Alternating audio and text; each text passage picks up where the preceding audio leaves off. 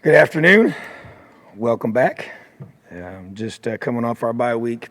Thought we had a really productive week together. Set up 3 goals and feel like we accomplished those goals. And I stated those earlier. Another big component of our bye week was to go out and recruit, and that was a very important portion. So I was able to go out on Thursday and Friday and do a lot of good in-state recruiting and see some games and get in front of a lot of coaches. And it's very, very important. Got our staff out as well across the country and doing a great job building relationships and continuing to evaluate players during this process. And brings us to this week and ready for homecoming. Excited to be able to be back home and have a great homecoming crowd. And I know our players came back, and one of the goals was getting back to mentally and physically refreshed and rested, and thought we actually practiced today a little more today than we usually do on a Monday. I thought it was extremely productive and got another lift in today. And so just like where we are as a team, get some guys back and get a chance to focus all our attention on Rutgers and next Big Ten opportunity for this program. So that's where we're at, and I'm ready for questions.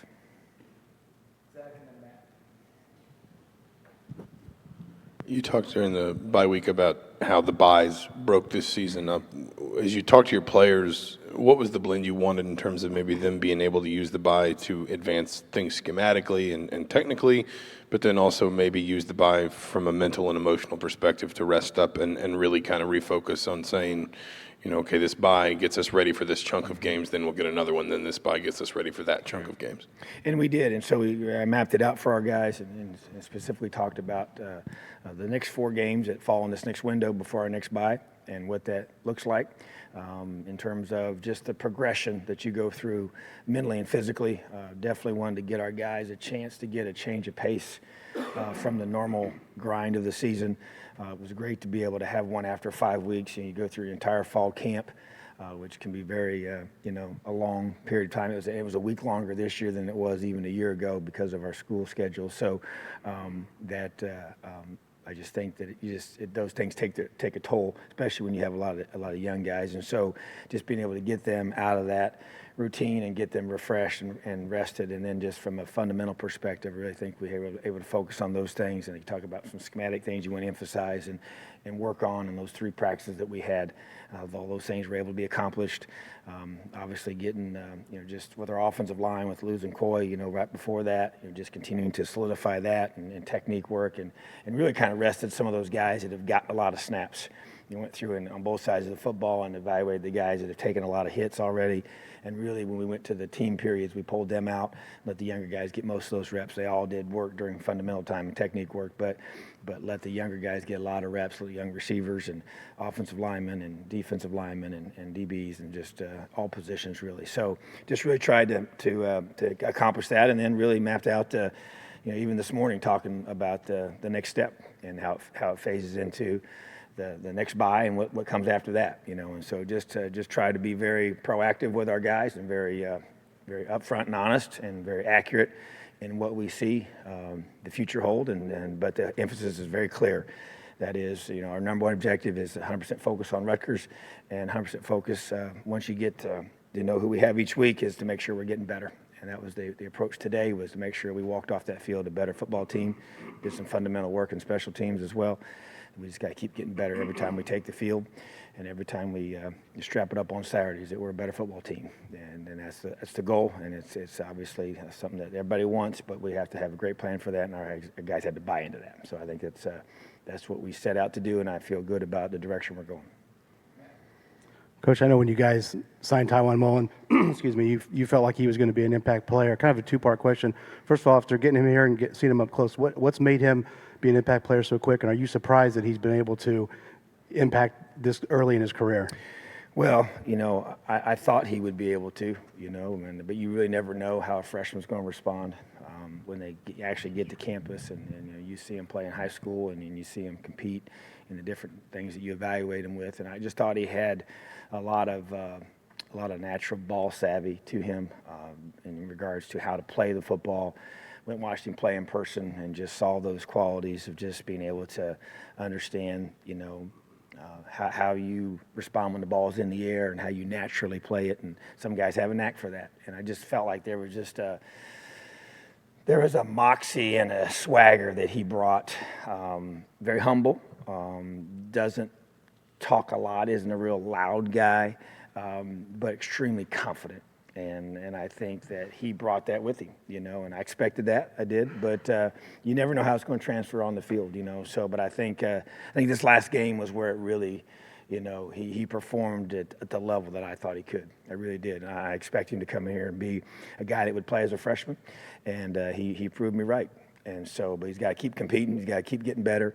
His technique work needs to continue to improve, but because now he's no longer a guy that people may not know as much about, so he's pretty much eliminated that. But at the same time, just encouraged by, when you see a guy on film and you evaluate him and you work so hard to recruit him, and it took a whole bunch of our guys on our staff to really do a great job convincing him to come here. But I think that you get a guy like that from an area that we love to recruit in, the state of Florida, and just puts another.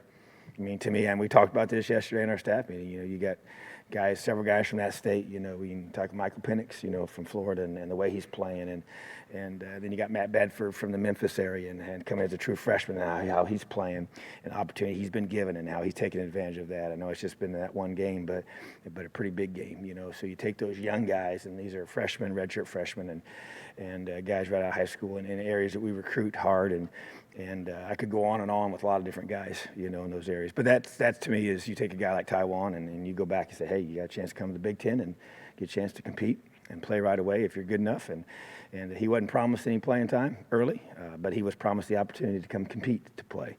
And if you perform and you prove that you deserve to be out there, then you'll get your shot. And he got his shot, and he took full advantage of it. So, but yeah, he's a special kid. He really is. His work ethic, his attention to detail, and he's got a long ways to go in regards to just being a complete Big Ten football player, because there's a lot to it. But he cares a bunch. He works his tail off, and he does everything we ask him to do. And he's an awesome young man. So just a tribute to his family and the way he's been raised, and his high school coaches and everybody that's put into helping him be who he is.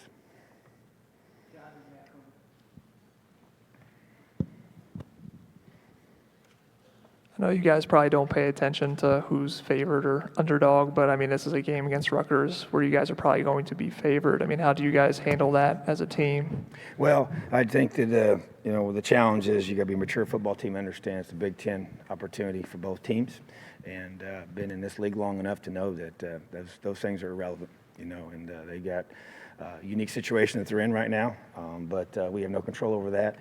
And all we can control is how we prepare. And I know that we're playing Big Ten football team on Saturday. We're going to be our very, very best. That's the absolute truth.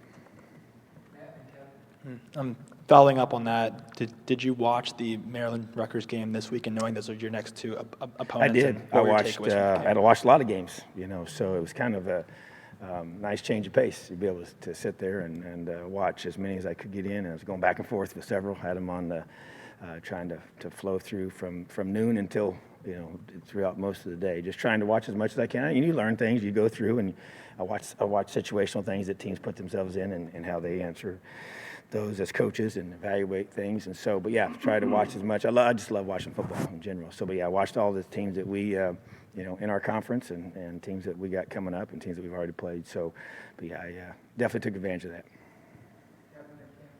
Yeah, Coach, from observing Coach DeBoer the last few months, how has he communicated with players, and how has that translated to execution on the field?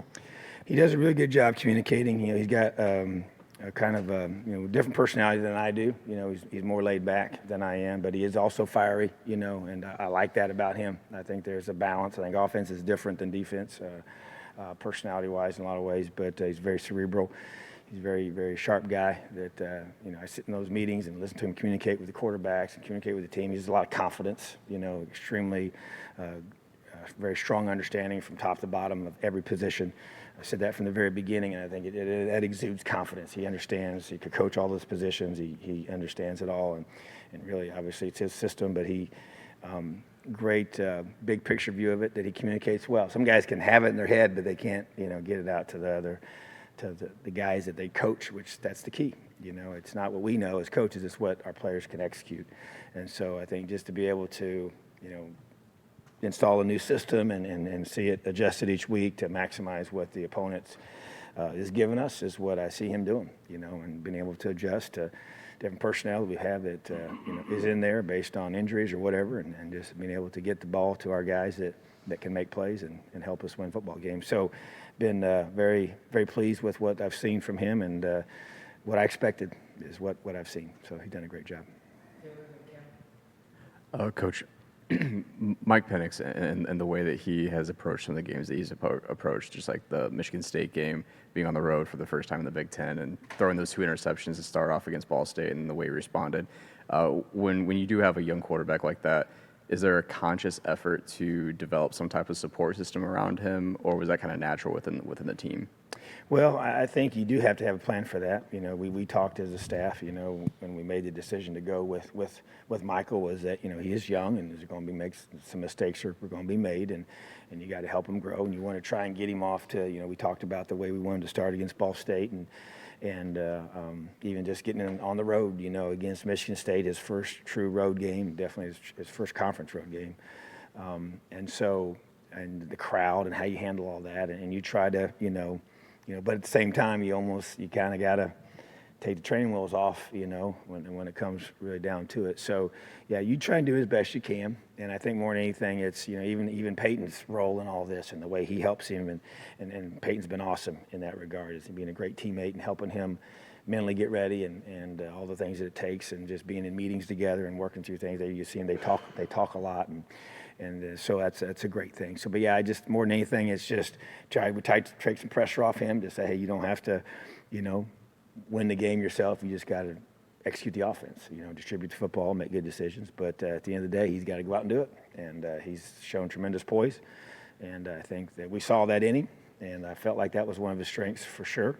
But until you go do it and you have a chance to then evaluate it afterwards, and you really know where you are. So, he's still, he's got things to continue to learn and keep getting better and stay locked in, stay focused. But I think there's no question that you can see his growth, and it's been very, exciting to see what he's becoming. But he's just got to keep working like everybody else, and we got to keep finding ways every week to score points and win games. Tom, I think it was a week or so ago, a piece of legislation in California passed allowing student athletes in the future to profit off their image and likeness. I'm just curious as to your thoughts on the legislation and the idea of student athletes profiting off that. Yeah, I haven't really talked to anybody officially about it. It's not something that I have any control over, so really focused on our task at hand. But I want to do whatever we can to support our guys, and I just think that those are decisions out of my hands, and I focus on the things that we can control, which is getting ready to play Rutgers. Tom, did you change anything defensively this week based on what you've seen through the first few ball games this year? In other words, did you make any adjustments with what's been going on with your defense? Yeah, we continue to. I think even going into the Michigan State game, we made some adjustments, and then based off some things that we did there, good and bad, continue to make more, absolutely. Really, I thought we had some very productive meetings as a defensive staff, and me just going through, like I rewatched the Michigan State game, 3 different times, and took 3 different sets of notes, and just and then meshed them and just tried to go through and find ways to keep getting us better, because we're not where I want us to be yet defensively. And so, but we had some great time together because we had the time. We weren't rushed to get ready for another game plan. Like you usually are after a game. So I thought it was very, very beneficial, and Coach Womack and I sat down, and some of the other coaches, but just going through and just trying to, with the young group of guys, is just to continue to find what do we do best and what do we need to adjust to help our guys be more successful. And so just felt like that, some things we definitely need to get better at, and some things we changed. Yes, absolutely. So, but that's it's kind of, process of going through and getting everything the way I feel like it needs to be, and very excited about our group of guys on that side. They play so hard, and just got to continue to execute better. And that's the key. We got to execute better, and so we have to go through and ask some tough questions about why in those situations that we're not, and that's what we addressed. And I continue to feel good about even just today, things we're working on in today's practice, and it's kind of an off growth of that conversation in those meetings, but just was very, very thorough, yes, during these last during this bye week period. It's kind of a follow-up to that. The next 4 weeks, including the bye, almost work out on paper sequentially that each week gets tougher scheduling-wise. Is that perfect for what you need to see from this defense? And what is it specifically that you're not doing well in your eyes, and how do you get there? Well, I think, once again, the schedule is what it is, good or bad. You don't control it, so you just adapt to it and adjust to it. Definitely a good flow. You got 2 home games, 2 away games, and just got to, to me, the whole focus is, and this is the beauty of being able to sit down with your guys and have some mature guys that understand the big picture. It is just 1 week at a time. I mean, there's no doubt you can, we all see the schedule, everybody can look at it, but it is solely focused on earmuffs and blinders, Rutgers. That's it. That's all we see is getting better. And to me, it's a continuous work on run fits, and just making those windows tighter.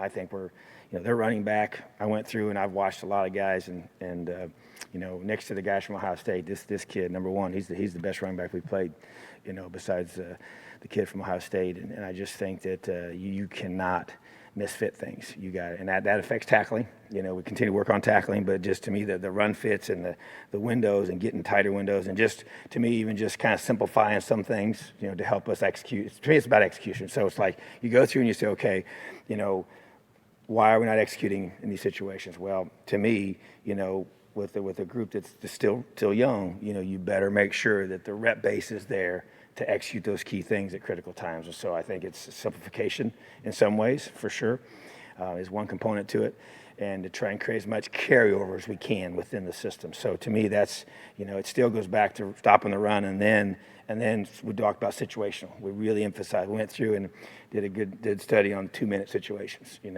a study on our third downs, and then red zone. Those are the 3 areas you're focused on for the bye week for me defensively, and to try to attack how can we be better in those 3 areas? Because to me, it's situational football is really what it comes down to. So, but I just think that we got to continue to simplify and execute better in those 3 key areas, but it all starts with stopping the run. And that's where I feel like we just got to thought today was very positive, and just keep working it and working it and working it.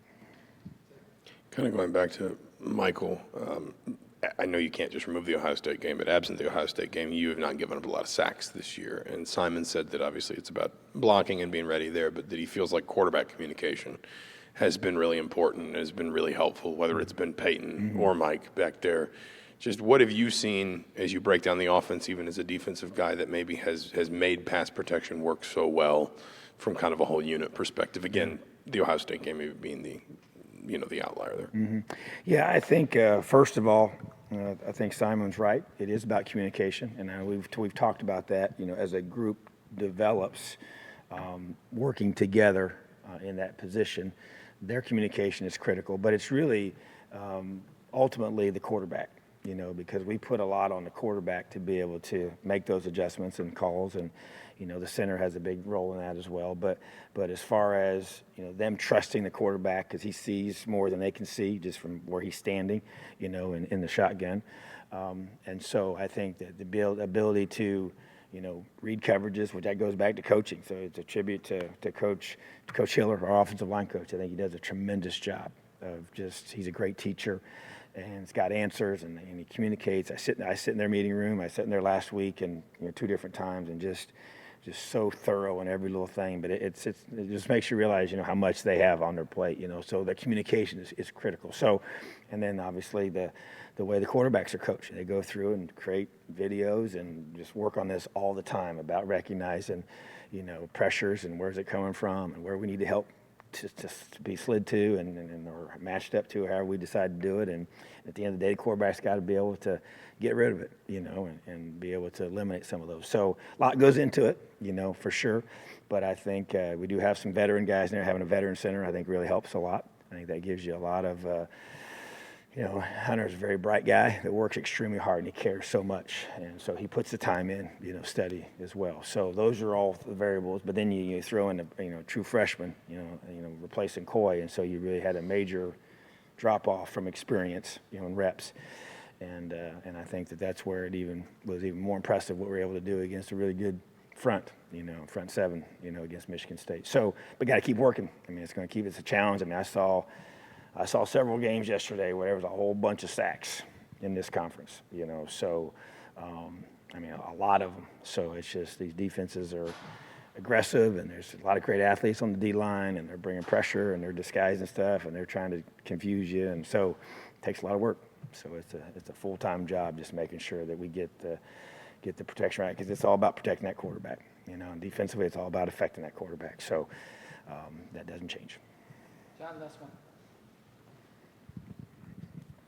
Kind of following up on that, Matthew Bedford obviously got in against Michigan State. How big was this bye week for him, and how much of an opportunity was to see the It's film? very important, because you think about how the whole thing unfolded. Where he was thrust into the playing opportunity against UConn, which we really weren't sure he was going to play much in that one, and then all of a sudden now he's totally thrown into it, getting ready for Michigan State, and so now you got that whole week of prep that he was forced into, and then now you got a week after that where he gets a chance to just fundamentals, and just now that he knows that he's the starting left tackle. So just the sense of urgency that creates, and then now a whole nother and a week to do it when you don't have the pressure of a game, I thought was really good for him.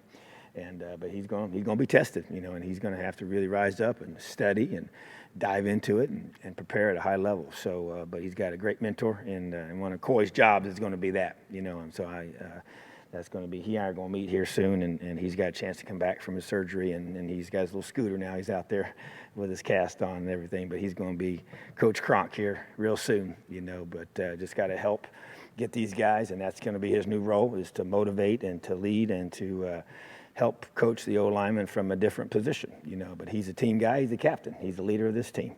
And he just isn't going to be doing it on the field. But he's highly respected, and he's going to play a big role in helping Matt Bedford's development. And so I love that about Coy, and he's excited about that, and that's what leaders do. So he's a special guy.